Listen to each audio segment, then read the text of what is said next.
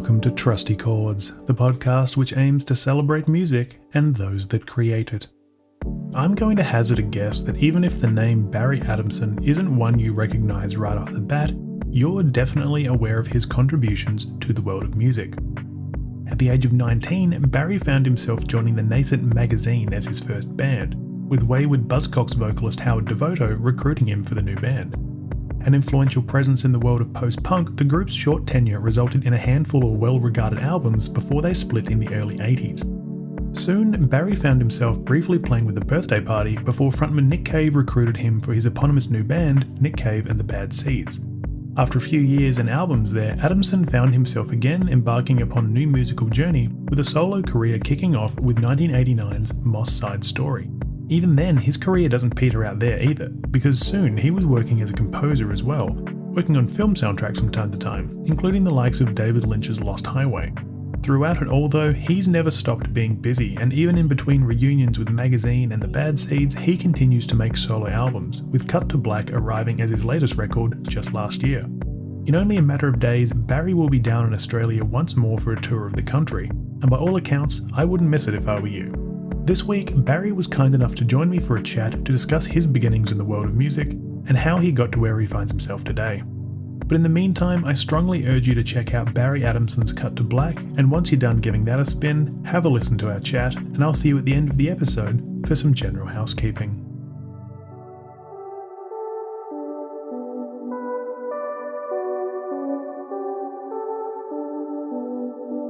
Barry Adamson, thank you very much for joining this episode of the Trusty Chords podcast. Oh, nice to be here, Tyler. Now, for those who don't recognise your name, could you give me a quick few words on, who you are and why we might be chatting today? Well, I am a independent musician, and I've been in bands like Nick Cave and the Bad Seeds and Magazine a long time ago, and I've carved out a solo career, making some 10 albums and scoring music for films, which include the likes of David Lynch and Tarantino. And I'm coming to Australia to play some live shows because I have a new solo album out called Cut to Black. And that is a perfect little elevator pitch for what you're up to. I really appreciate the nice, concise ones. What I always love to do at the start of these podcasts is actually sort of go back in time to where a love of music first formed. So I guess for you, Barry, do you have a recollection of your earliest memory when music first resonated with you? Yeah, I mean, my childhood was full of music, particularly from in those days, the radio. And so anything that came out of the speakers was just fascinating to me. And I couldn't understand the way this mixture of sort of vibrations and waveforms was making this incredible thing that seemed to affect people and affect people's moods, and had the ability to lift you or take you into sort of, internalizing what was going on around it. I mean, it was like a magic, like a whole power in itself.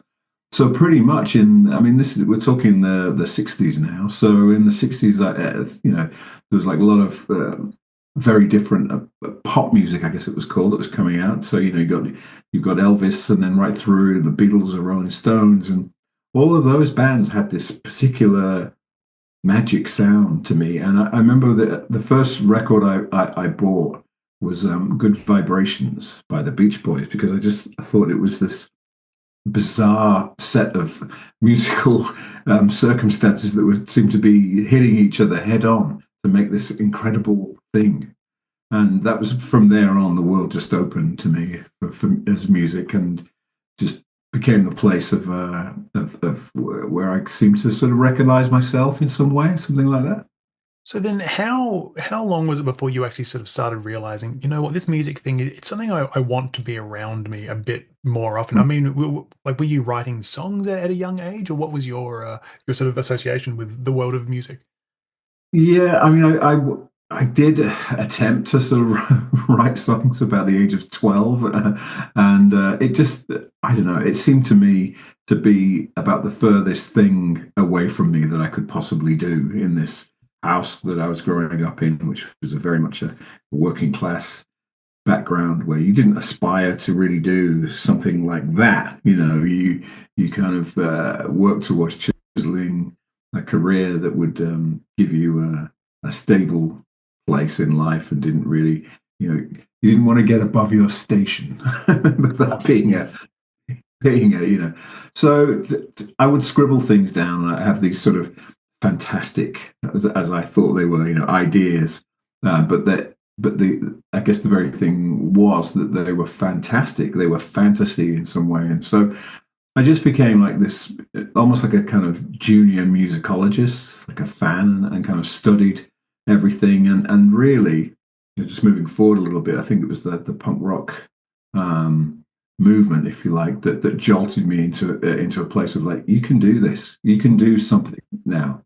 All the barriers and all the limitations have fallen away, and you can pick up an instrument and just make a noise, and it's perfectly like you're in keeping with what's going on, and I'm so grateful for that being the surge that moved me forward. And actually, that does serve as a nice little segue to what my next question is actually going to be. But before we get to that question, I should ask, actually picking up an instrument, like, what was the first instrument that you picked up? Because obviously most people know you as a bassist, like largely. Yeah. But what was that the first thing you picked up? Well, no, weirdly enough, I mean, I at school I played the violin for a little bit, All right. but it interfered with physics lessons, so I'd always arrive at physics late. And I remember once this chalkboard duster came flying through the air and hit me on the head. And I thought, well, that was from the teacher, and I thought, well, I don't want that to happen again. So I gave up on the violin. And also, I've got a pretty, like, this is strange. I've got this really strange, like, squarish jaw, and so where you put the jaw on the violin plate, I used to get really really irritated. So I'd be thinking about that while trying to go on this violin. And then I thought I could move to the guitar, but I just found myself like not very good at all. And it's funny, because maybe we can get into this a bit later, but I've reestablished my connection with the guitar, almost like this sort of boyhood thing that I longed to be able to do. And now I'm sort of embracing it finally, because I could have ducked in and out over the years. I played a little bit here and there, a little bit in the Bad Seeds, a little bit in a little bit on my records, and a little bit, but never fully sort of gone in there, and sort of picked up the thing. And it's interesting, because I was thinking at that stage of my life, if I couldn't do something instantly, I'd kind of drop it and think, oh, they were right, that you shouldn't do this stuff. They were, people were right. So yeah, very interesting journey. Right. So then, yeah, the next question I did have for you there was actually, when did this sort of love of music transform into playing music? But I guess you are mentioning you were playing violin, trying out guitar, and then you also touched on before the idea of like the punk movement sort of giving you that jolt. So how did you actually, I guess, start playing music with other people and not just, before physics class in the violin conservatory? Yeah, well, afterwards, I guess that the whole timing was incredible. Really, the punk thing. I met a friend from school I hadn't seen for ages, and he said, "What are you doing?" And I said, "What are you?" He's going to come over to mine, because I've got me and my brother. I've got a few instruments there, like a drum kit, a couple of guitars, and a bass. And I went round there, and he said to me, "See that bass? It's only got 2 strings on it, but you can have it." And I was like, "What? Really?"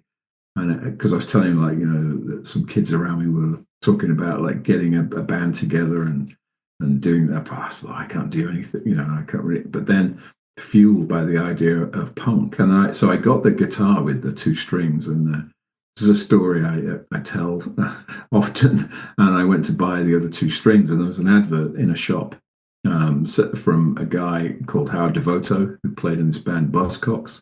And Buzzcocks, he just left Buzzcocks and wanted to form another band. And I saw it and just thought, and it was just that weird moment of destiny. Like, I just, even though, I had to go home and put the other 2 strings on and try and play something. I hadn't played the bass before. I just felt this motivation to call up and say, yeah, I'd like to audition. And I did. I went round the next day. I put the 2 strings on. I stayed up all night just plucking pretty much one note. But and then I went round there, and he showed me a song called "The Light Pours Out of Me," which has this one note bass, sort of Motown, if you like, rhythm to it, which I was able to do. And he said, "Yeah, that's pretty cool." And then he showed me like "Shot by Both Sides," which became the first magazine was the name of the band eventually single, and I was able to sort of get through that. And he said, "Yeah, well, let's go and like work something out with a drummer." And that was it. Next thing, I'm in a band and we're playing and we're doing the whole thing. I mean, it's one of those things where, in hindsight, having what magazine as your first band, it's pretty good start to the resume, isn't it? Not too bad, yeah. Yeah. Very lucky, but very. Like I say, it was just that thing where you can't ignore the signposts. That's Mm. they're saying go that way. The world is actually here to help you on this occasion. Right, yes. Actually, well, it's quite, I guess, timely speaking of like the punk music sort of thing, because only a couple of nights ago here in Melbourne, I was lucky enough to see New Order. And then last night, I decided to go back and watch that movie Control that Anton Corbijn did years ago about Joy Division. So I've been quite steeped in that sort of early punk era for the last couple of days. But I guess, like you mentioned Howard Devoto before and how, he was starting a new band. So were you actually aware of him at that point previously, or was he his Oh just a yeah, name on the, I yeah. was very very aware. I mean, I was a big you know Buzzcocks fan. I'd gone to see them play, Yeah. and I thought they were just the new thing that was going to change the world. The EP Spiral Scratch was one of those like never off the turntable. Mm. And I thought they were just they had this kind of incredible freneticism and lyrically. I thought that this guy's like writing the stuff that shouldn't be in song. It should be in books and in poetry, but and this guy. So it was all very new. This idea of like putting this stuff together at this frenetic pace with aggression and not sort of holding back and shaping songs in the way they should. You think they should be shaped and all this sort of stuff. So yeah, I was very aware of what was going on. I look at bands like Magazine, and sadly, like the name Magazine isn't a household name to a lot of people, even though the influence of the band is still quite resonant to this day. But one thing I always like to ask, with a bit of the benefit of hindsight, is at that time, like, did you feel like you were doing anything particularly special at the time? Like, were you in the studio making the correct use of soap and thinking this is what they'll be talking about years down the line, or was it just we're just making some music and it's a little bit different to what else is out there right now? I think a corner of my mind knew that we were creating something that would stand the test of time and that would be being talked about years later. More so with Nick, I've got to say. Well, maybe we'll touch on that later. But with Magazine, I was a bit sort of slightly skeptical because it wasn't hitting as hard as I thought it should be at the time. Like it each album seemed to sell the same amount as the last one. It wasn't growing in any way. We weren't sort of going from strength to strength. We seemed to find this little outreach and stay there, and that made me a little bit like unsure because I had such a huge belief at the beginning that the first few albums, each album seemed to have this promise about it and the strength about it, which I thought was going to really capture the hearts and minds and the imaginations of anybody who listened to it, and that it would become like this thing of greatness. And the fact that I was involved in it didn't really have that much to do with it. I just thought it was this thing that was like going to take care of itself in terms of growing and becoming this sort of thing, which it didn't really. And it became the thing of myth and cult, and something that interesting when we had a bunch of reunion shows in 2006, I think it was, and it was incredible to see how many, like, the audience there with their children. You could see their children's faces sort of going, so this is what dad was going, this is what mum was going on about, and you could just see the rapture of people from that punk period that embraced what was going on then. Yeah, right. So Mm. then so I think it was 1981 that Magazine actually sort of like disbanded effectively. So like what was the reason for that? Like, was there a bit of an internal feeling of things not moving forward like that, or was there a different I reason think I'm not touching on at all? no, I think there was that in part, and I think things were. the guitarist who was integral to the whole thing in the beginning, John McGeoch, had left and joined Susie and the Banshees, and we were a little bit adrift in terms of the sound and identity, and it became a little bit of a a mixture of, well, how do we carry on the same way, and is the changes that we're going to make be something that's going to carry the band forward or not. And plus, I guess there was that sort of slight like getting hit in terms of like not selling more than we did before, and the momentum, and I think that's what made it kind of come to a little bit of a standstill. And I think Howard, in his sort of sensibility, decided to pull the plug, really. Right. So then I think it was a couple of years after that you were in the initial lineup of Nick Cave and the Bad Seeds, but you'd previously been playing a bit with the Birthday Party beforehand, hadn't you? Yeah, as a little sort of helping hand. I had I knew somebody who was a friend, a cousin actually of Nick's. So when they came over the first time, I got to see them, and I thought, this is a wonderful. I put them on a sort of. I was a huge fan of the pop group and the sort of chaos that the pop group brought to the table, and the Birthday Party seemed to bring an Antipodean idea of a similar place. So it was like an extension of things that had happened in punk, but it had its own sort of cues and language, and really quite fascinating.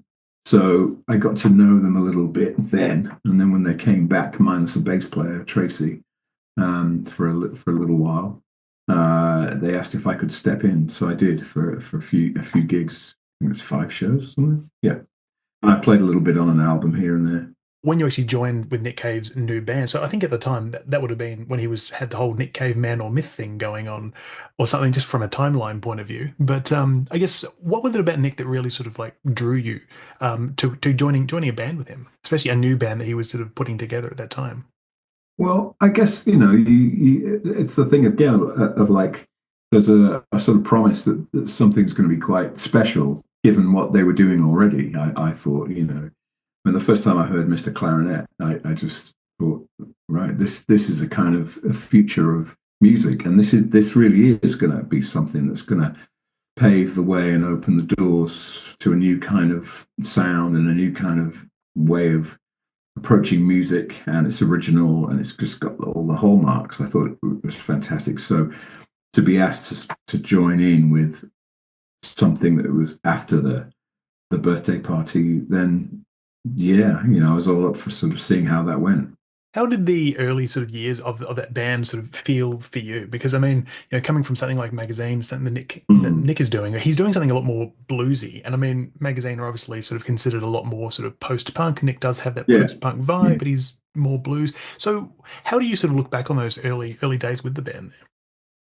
I think I've got, it's a very educational time, and also as a young man in my early 20s, it was a wild time. It was a time when I was, unashamedly like reckless, and I was, up for sort of taking on board, perhaps too much sometimes, what was going down and going on, and almost like moving from like it's like you were in this school which was quite sort of regimented in some way in Magazine. You knew where each lesson what, and and then you go to this other school which was like a male sort of St. Trinians. I mean, don't quote me on that, but I'm just trying to think of an idea of like a school that's like just like wild and out of control, and I wanted that. I want, after sort of being in this place of like a slight strictness in song as well, I wanted that wildness and the improvisation and I wanted to test myself as well and see how I stood and how I did in that environment. And I had a belief in Nick and in what he was doing and what he was writing about, and I wanted to support that in some way, and what each musician was bringing to the table, I thought was really interesting, and so that was it really. I mean, he definitely surrounds himself with some of the best musicians. I mean, just those early lineups was like yourself. There's like I've suddenly forgotten his name. I'm like Blitzer Bargeld, for example. Just like folks like Yeah, that. Where it's so much talent working together. yeah, It's clear that yeah. he's really got a vision. And I mean, I hate to Mm. use the word visionary sort of like lightly, No, I know but what you mean. you can see where I'm Yeah, coming from there. no, no, Um, definitely, definitely. You've worked with so many people, but look, let's forget about them for a second because you launched as a solo career yourself in the mid to late 80s. Although I guess Mm. it's like I don't know if you'd feel the same way, but I mean I always sort of feel that when I look at your solo work, it's almost easy to say that you launched a career as a composer, really, Yeah. because the music that you've always made has always felt very cinematic, and then there is obviously the work with film and everything. But I guess Mm. what was it that that made you sort of say, you know what, I've been in bands, time for me to go at my own and make my own stuff. Yeah, I guess it was a revelation about what what do I want kind of thing. I know what that person wants, and I've figured out what that person wants. So what do I want in all of this? And I was just found myself getting closer to the idea of yeah, just a life where I'd been an observer of the world, and it seemed to have this loose soundtrack throughout my childhood, for example, from the radio and the way things are shaped in terms of sound being um, added to a scene. And I started to see that from a point of composition in films, and thought, this is something that I'd like to do. This is something that resonates with me. And so when I got a bit of time out, and I was exhausted by the end of my Bad Seeds tenure, and I was pretty much ready to drop. And I just had this idea about I'd go back to this place to see my folks in Moss Side, and then the idea of making an album, a composition album called Moss Side Story, which is a play on West Side Story, and just make it about like the atmosphere and what was around me, and what was how I was using the outside as an internal world, and the internal world suggesting what was going on around. I just thought, okay, just put this together and see what happens. And that became my first venture into that world of composing and making albums alongside each other. Because actually, the first time I actually heard your name was when it was actually through your solo work. Just like it was through the Oedipus Schmedipus album, and Mhm. like hearing that album, and then sort of realizing, holy crap, he's got so much more that I'm not aware of. I sort of felt like I was working backwards in a bit, but it was this amazing sort of opportunity for discovery. But then also finding that you've also done all this work with amazing, like film directors as well. Mm. Like actually, funnily enough, only not 2 weeks ago, I actually went and saw David Lynch's Lost Highway at a theater here in Melbourne, completely forgetting that well, I had this interview coming up and that you'd done some music on the soundtrack. Yeah, yeah, And the theater had the sound turned all the way up, so nothing like hearing Mr. Eddie's theme brilliant. at an ear-splitting volume. Right. But like, how did you sort of go from like making this music that was a little bit, compositional and soundtracky to actually working on some like composing and film soundtracks? Well, I guess the albums of my own work were a bit like calling cards, as I see them. If if you were a director, you could listen to an album of mine or a piece of work, or you might hear something and go, "What's that?" and decide that this is what happened with David Lynch, for example, with Lost Highway. He'd heard something of mine and thought that would fit very well. It's this big sprawling film he was making, which at the time was, I think, was like 4 hours long. Angelo Badalamenti, this main composer, done a couple of hours and was like, well, that's it, I'm done, sort of thing.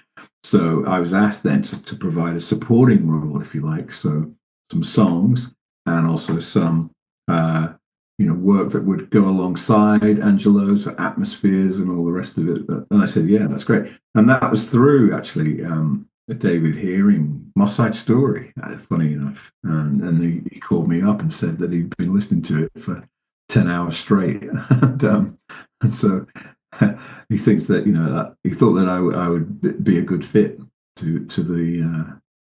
And funny enough, talking about Mr. Eddie's theme, I was like, I was having some physical hardship. I just had some like surgery, and I was at home recovering, and I was sort of like going like, oh God, this is driving me crazy because I've got to be here for all these weeks. And So I had some stuff brought down from the studio, and I was like just messing around with this theme, which sort of went da da da da, because that's the kind of thing I write, This, and then I got the call the next day from David Lynch and telling me about this guy, Mr. Eddie, and he'll send me the scene.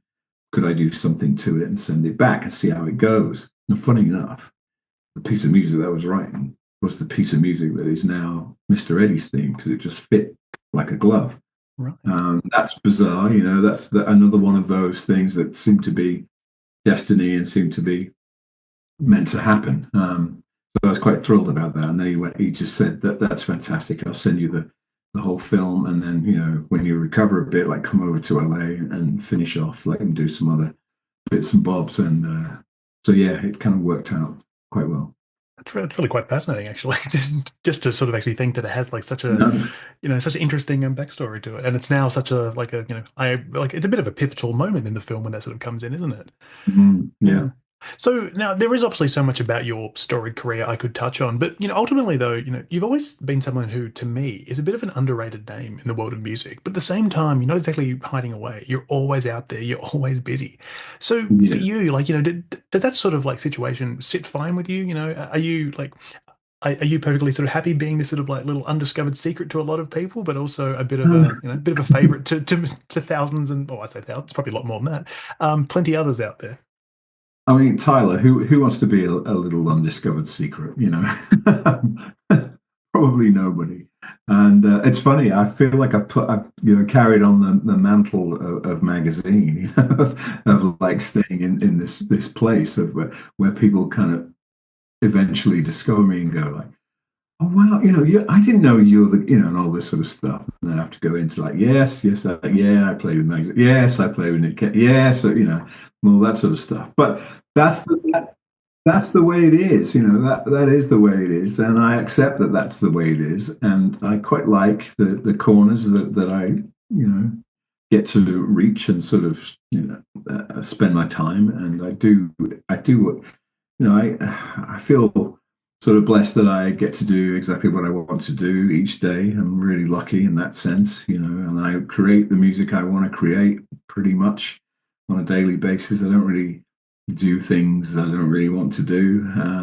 So I'm quite happy in that sense. That gives me quite a bit of peace and sort of inner fulfillment. And hopefully some of the things I write, touch other people in a way that sort of affects them and takes them out of there every day and they think, oh, that's a great thing that I've just heard and that makes me feel a certain way.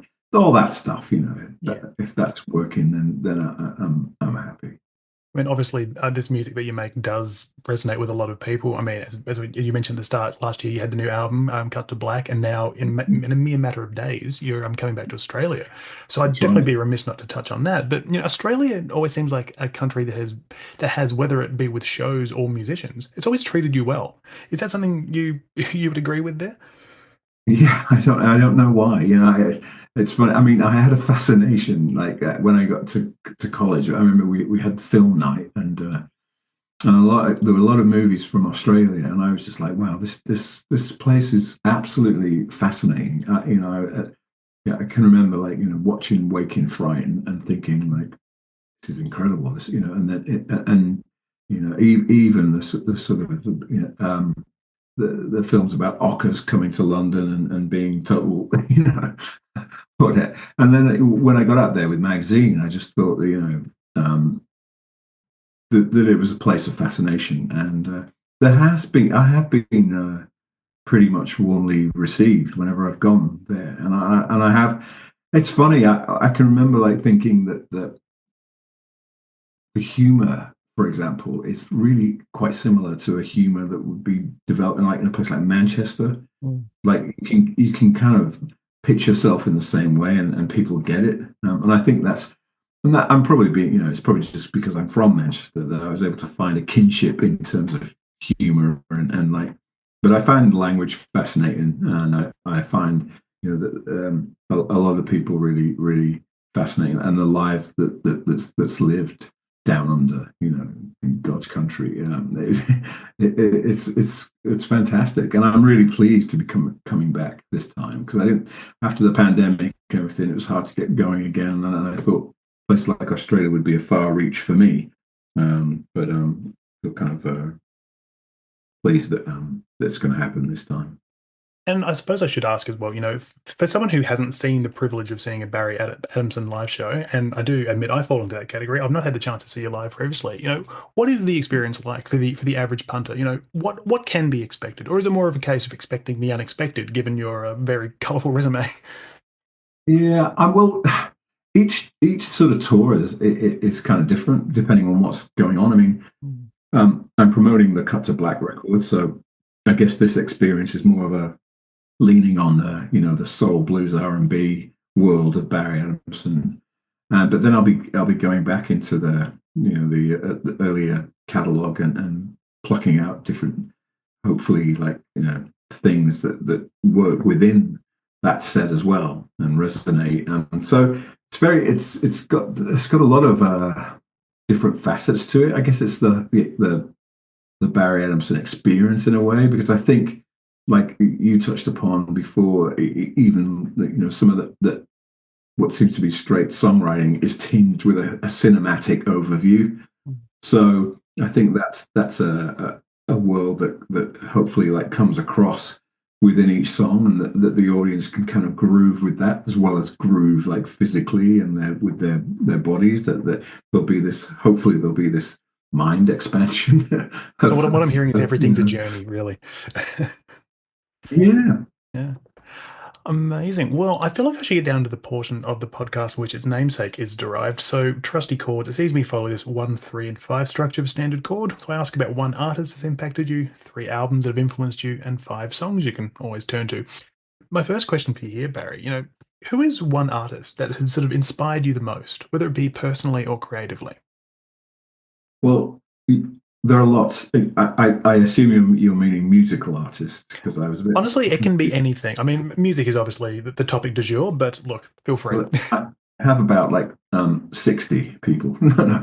I mean, there's a lot in the world of art, in film, in photography, in music. But for some reason, I keep coming back to, and this could be to do with something that's going on for me now a little bit more. I've come to Jimmy Page, because I saw Jimmy Page play when I was 17, and I just thought, this is something that's going to die out pretty quick now that punk is going to arrive around the corner.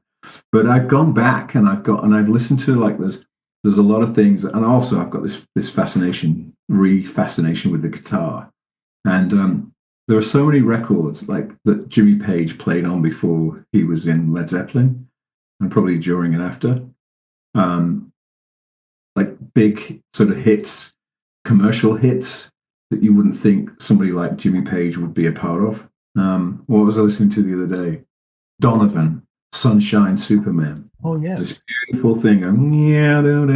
It's all Jimmy Page. And so there's lots of stuff that's undiscovered about him. It's almost like that he is that little known secret, which I guess I'm attracted to, that he's just done all this stuff that we just don't know about, which is incredible. Apart from the riffs and the hooks and the innovation of things on the guitar. So I thought I'd go with that. I was going to go with Salvador Dali, but anyway, well, Jimmy Page. I can always add Salvador Dali as an honorable mention, because why not? It's my podcast. I make the damn rules. Good. So my next question for you, Barry, what are 3 albums that have impacted you the most? This could be albums you're always throwing on, or some things that were integral to the musical evolution. Yeah, I guess there was a point in my early life at school where the Alice Cooper group brought out an album called School's Out, which was my first sort of foray into, if that's the right word, listening to a whole album as a musical production and thinking, this is just incredible, and it's far-reaching, and it has the most incredible themes and songs, and quite filmatic as well, cinematic, filmic, I mean. So that really impacted me because I was transitioning, I guess, from school to teenager, like late teenager to going in to the big outside world. And I guess that really affected me. And still to this day, I know every second of that record inside out. Plus, there was also the classic marketing gimmick with the pair of underwear coming with the record as well, wasn't there? Yes, there was. I remember. I do remember that as being a point of like strangeness. Yeah. No, it's quite a record, basically inside and out, isn't it? Really. Mm. And what would your second album be there, Barry? The rise and fall of Ziggy Stardust and the Spiders from Mars. Of course. It's I you, think, you yeah, can't go past it, can you? you can't get past Bowie. I mean, and it could have been. There's a lot of Bowie work, which is just amazing and seminal, and just the greatest kind of guide for a young person who wanted to be a musician eventually, and looking back and just listening to the scope of songwriting and talent in that record and the just awesome ambition and everything else in that record. I just think it's truly, truly quite amazing. Yeah, actually, I definitely feel that like ambition is probably the really great way to sum that up, Mm, and it's ambition that was realized as well. Like it wasn't the yeah, sort of thing where he went in and didn't quite get there. He knocked it out of the park 100%. totally, You know. totally, really like unbelievable. And my last album is a bit of a curveball, which is Enter the Wu-Tang 36 Chambers. I was at film school in New York in 1990, late 93, 94.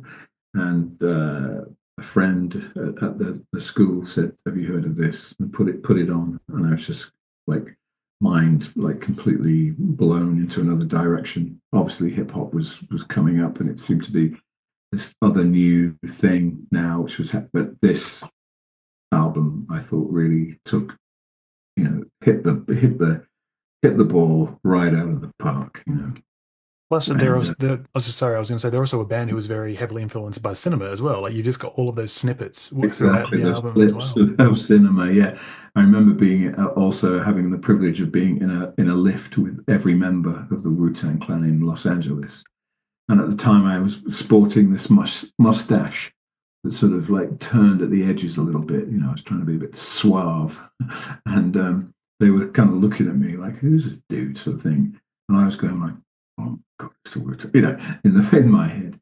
And then as the door opened and I went to walk out, the RZA turns around to me and goes, "Bonjour." And I was thinking, the mustache. He thinks they're right. Okay. Pretty much all I was thinking of actually as you started that story was I was thinking, yourself and all the members of the Wu-Tang Clan, surely that's like, getting close to the weight limit. There's so many people in that damn band. And I think there was 8 of us. I think it was a limit of 10. So Oh, well, we're, you're getting pretty close though. yeah. And I guess lastly, I'd love to know the 5 songs you can sort of always turn to, whether it be for comfort, for excitement, anything at all. Yeah. 5 trusty songs. God, I mean, it's so hard to pick because there's thousands and thousands and thousands of those songs. So I just had a quick look last night, and I was rather like taken by some of the things throughout my life, like the Temptations. Papa was a Rolling Stone. Yeah, right. The way you say that. No, I mean, it's a sort of thing where I always love to sort of give that sort of response from like, oh, go on, because like it's a wonderful song. It's a wonderful song in terms of Norman Whitfield, who was the producer of that Yes. song. The Temptations, I feel, are kind of second to the actual putting together of the idea of Papa was a Rolling Stone, which goes on for a very long time, and it's just and has a kind of cinematic lean as well. The space that's in the record and the repetition, and you can see the world open of what they're talking about. I thought. The next song is I'm going to go for the Doors, "Touch Me." Oh, yes. Quintessential Doors in the fact that it goes into almost like a jazz world, which I thought was very innovative at the time, and also just a thing you're not supposed to really do, but the way they do it is just absolutely fantastic. Well, it's such a fascinating band with everything that they did. I mean, just from, you got Jim Morrison's like poetry sort of thing to the sort of jazzy sort of stuff. And then even just Again, like, even just that sort of like small thing where it's like, they didn't have a bass player. It was just Ray Manzarek on the keyboards. yeah, It's just exactly. sort of like everything they're doing doesn't feel like it should work, but it's a sort of thing where, it was groundbreaking at the time and now it's considered That's the incredibly thing, isn't it, as influential. Yeah. well? I guess of being innovative and trying stuff out that you just shouldn't do, or something like that. Mm. But that leads me into Isaac Hayes' theme from Shaft. Oh, yes. Of course, a film score, and also just a brilliant, again, innovative piece of music, and a genius piece of writing and arrangement. Something that I really fall back on occasionally and go, wow, he was putting that together, in his mind. And then again, a visionary. This should happen there. That should happen there. Which I just find like incredible, really. I'm now going to go into a track called King Tubby Meets the Rockers Uptown. Do you know that track? I've heard of King Tubby. I've listened to a little bit, but I don't know the song. You'll recognize it, I'm sure. It's like the one that I think it's also called "Baby I Love You So" in some circles. Oh, I think that might be how I know it. Yes, I do know the song. Yes. Every time that record starts up, I'm immediately like taken out myself into this other place, and it's just an incredibly crafted piece of using the technology of the time and using it to make this other thing out of this record. It's just absolutely incredible. So let's go on to Sparks. This Town Ain't Big Enough for the Both of Us. Wonderful choice. Always nice to hear some Sparks. Oh, well, that record particularly, I think I was at school and it came out blasting out of the radio, and I just thought that, along with like some of the Roxy Music stuff, was just really quintessentially of the period. And again, the production and the idea is so wacky, of this song, but it works really well again. And then the last song I'm going to pick is Sly and the Family Stone. There's quite a few Sly and the Family Stone records that I think are really just amazing, but I just think a very simple song like Everyday People is genius. And I mean, you obviously had a little bit of history with Sly and the Family Stone. Looking back at the magazine and work, there was the cover and everything. Thank you. Yeah, I was going to pick that, but then I thought I'd go for something that just comes on and just makes you feel like it's an easy day. Well, I should say, Barry, thank you so very much for your time today, and just for being part of the Trusty Chords podcast as well. That's good. Good stuff. Thank you for listening to Trusty Chords. If you listened to this episode and enjoyed it, I would really appreciate it if you were able to take a few moments to like, follow, share, and review this podcast on your preferred platform of choice. As always, no obligation, but I'm forever grateful if you're able to help in some way of giving this podcast a nice little bit of exposure. As always, I'm over on Instagram and Facebook at Trusty Chords Podcast, all one word. And I've also got a blog on my website, which is tylerjenke.com. That's tylerjenke/Trusty Chords Podcast, all one word. You know by now what you can find there, including a playlist with all of the songs chosen by my guests each week, but you can also find a link to the Buy Me a Coffee platform, where you can throw me a few dollars to keep this podcast running if you feel so inclined. Lastly, I need to thank Barry Adamson for spending time with me this week for the podcast, and also I need to thank Joe from Joe Corbett Publicity for helping to organise it as well. But once again, thank you kindly for listening, and I hope to see you all again next week as I continue to celebrate music and those that create it.